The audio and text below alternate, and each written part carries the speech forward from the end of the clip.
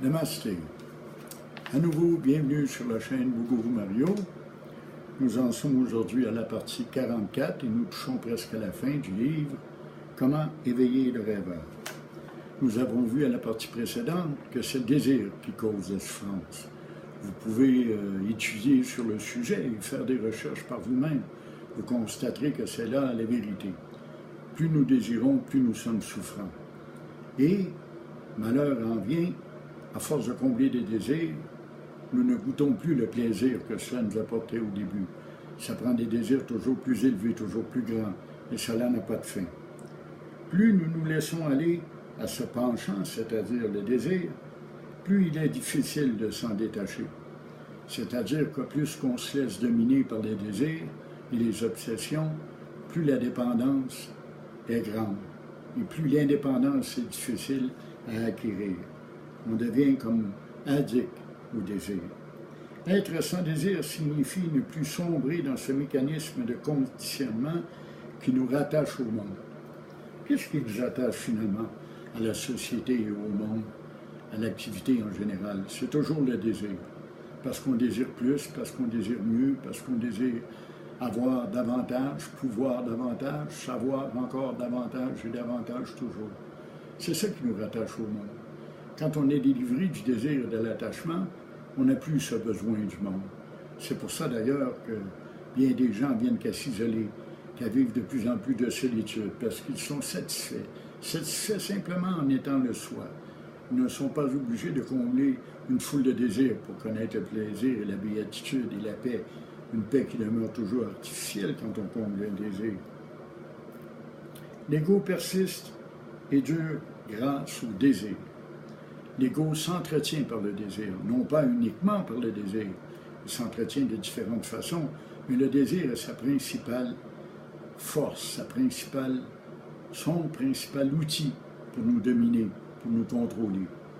Remarquez que quand vous êtes bien en paix, que quand vous connaissez des moments de grande tranquillité, soudain des désirs apparaissent, les pensées de désirs apparaissent dans votre esprit.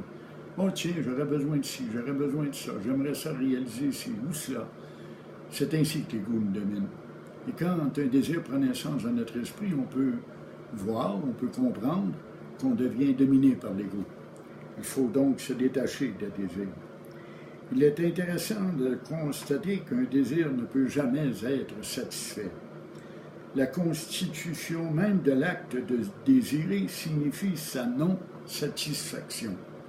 Comme je l'ai souvent expliqué, le désir en lui-même est fait pour désirer et non pas pour être contenté. C'est comme dans d'autres domaines. Un train est fait pour avancer ou reculer, il ne peut fonctionner de côté. Si vous voulez qu'il fonctionne de côté, il va dérailler. C'est pareil pour le désir. Le désir suit une voie et c'est celle du désir. Même quand il est comblé, il réapparaît après un temps très très court. Qu'est-ce qui fait qu'on est heureux quand on comble les désirs? C'est le fait que pendant un temps donné, le désir est absent. On ressent alors la paix et la quiétude. C'est ça qu'on doit rechercher par l'absence de désir. Le désir est sans fin, vraiment sans fin. Et on en a la preuve autour de nous, avec les rockstars, avec les milliardaires, avec les politiciens, avec les grands détenteurs de pouvoir sur la planète. Ce n'est jamais suffisant, jamais assez. Le désir est sans fin. N'avons-nous pas des exemples flagrants dans notre monde de consommation matérialiste? Effectivement, comme je viens de le dire, il y a des gens riches, immensément riches, qui ont de quoi satisfaire tous leurs moindres désirs. Pourtant, ils ne sont pas contents. Ils désirent encore et encore. Le désir est sans fin. Sa seule fonction est de désirer, et non pas de nous apporter le bien-être, le bonheur et la satisfaction. Nous avons usé du désir comme un outil pour nous construire le bonheur, pour construire la satisfaction, mais c'est une erreur que nous avons toujours commise et dont nous devons nous défaire. Premièrement, en prenant conscience, secondement, en nous en convainquant, en étant parfaitement convaincus de cette vérité, et aujourd'hui, avec la troisième étape, nous en venons à le réaliser, c'est-à-dire à cesser ce tourment que sont les désirs. L'absence, la fin des désirs, de l'acte de désirer, met fin à l'ego et est une condition essentielle à la réalisation spirituelle. Bien sûr qu'il s'agit d'une condition essentielle, puisque c'est la réalisation spirituelle. L'éveil spirituel, la réalisation, c'est la fin des désirs, et aussi donc de ce qui l'accompagne, c'est-à-dire l'insatisfaction, le non-contentement et la souffrance.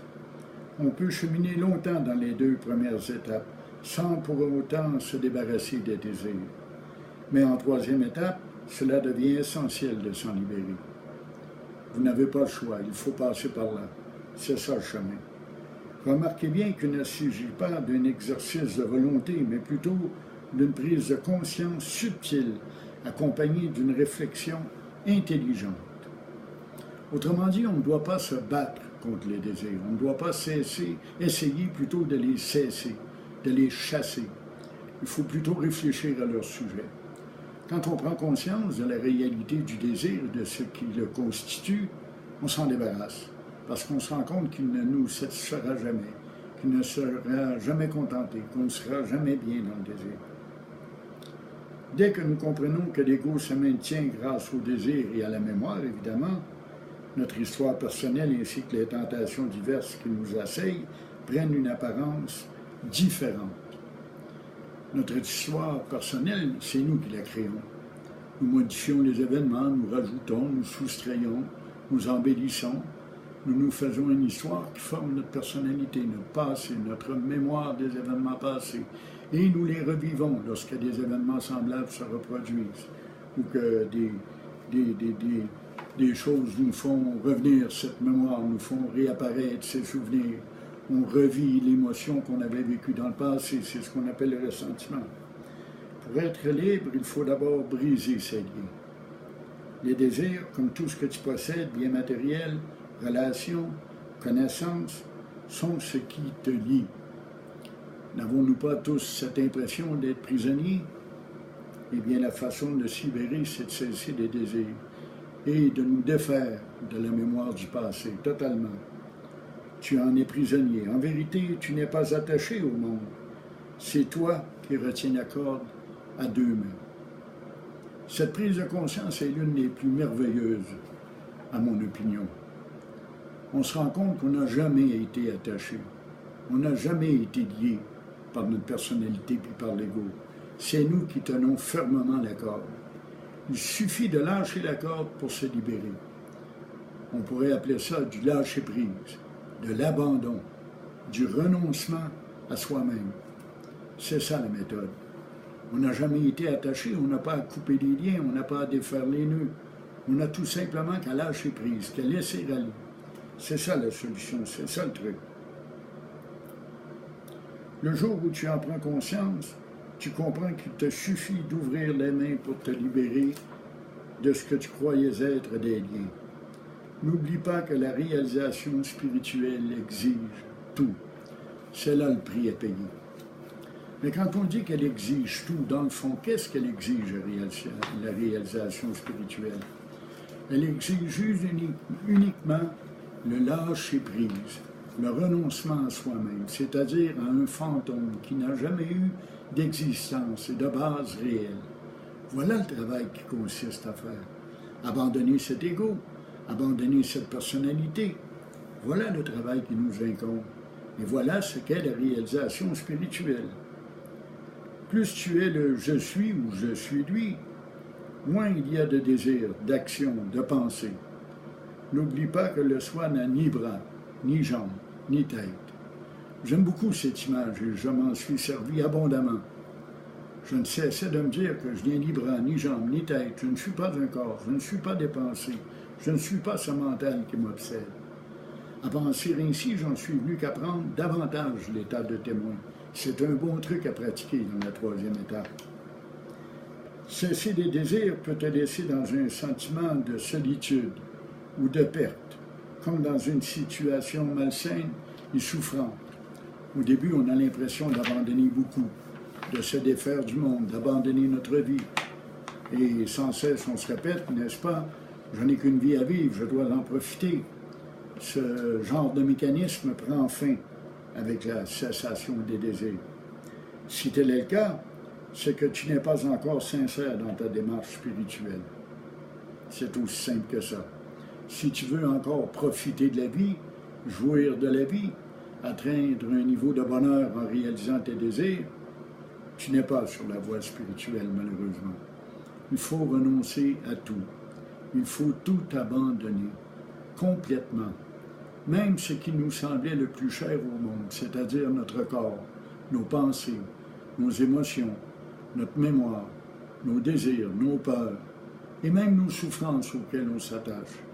Car vous le savez, on prend un certain plaisir à souffrir parfois. Il faut se détacher de tout cela. Il faut abandonner. Il faut, et j'aime le terme, je l'adore tellement, il faut renoncer. Renoncer veut dire non. Dire non à ce qui est énoncé, à ce qui se présente à nous, à ce qui nous harcèle, à ce qui nous perturbe. Il faut y renoncer totalement, renoncer à ce qui est personnel pour devenir tout ce qui est, l'un, l'universel. Voilà le truc. Comment être attaché aux objets que possède un pantin, une marionnette? Encore là, c'est une grande prise de conscience, n'est-ce pas? Tu n'es pas ce complexe corps mental émotion. Là n'est pas ta vraie nature. Laisser tomber le désir est alors non seulement une nécessité, mais un bien-être. En effet, si des pierres sont attachées à tes pieds en plongeant à l'eau, tu couleras à pic et te noieras. Mais si tu parviens à te détacher et à laisser couler ces pierres sans y être retenu, quel sentiment de liberté sera le tien? Tu pourras remonter à la surface et respirer l'air pur de la vie. La réalisation est semblable. Il faut remonter jusqu'à la conscience suprême. Pour ce faire, il faut se libérer de tout ce qui nous entraîne vers le fond. Et ce qui nous entraîne vers le fond, ces pierres qui sont attachées à nos pieds, ces boulets que nous portons, c'est l'ego, le moi, le petit je. C'est de lui dont on doit se défaire. Nous devons cesser de vivre une vie individuelle, une vie personnelle. Le personnel doit disparaître pour laisser place à l'un, à l'universel, au soi. Alors, il suffit pour aujourd'hui. Je vous souhaite une excellente journée et je vous invite encore une fois à vous abonner, évidemment, à la chaîne Bougourou Mario pour recevoir d'autres enseignements spirituels du genre et j'espère que cela vous a plu. Merci.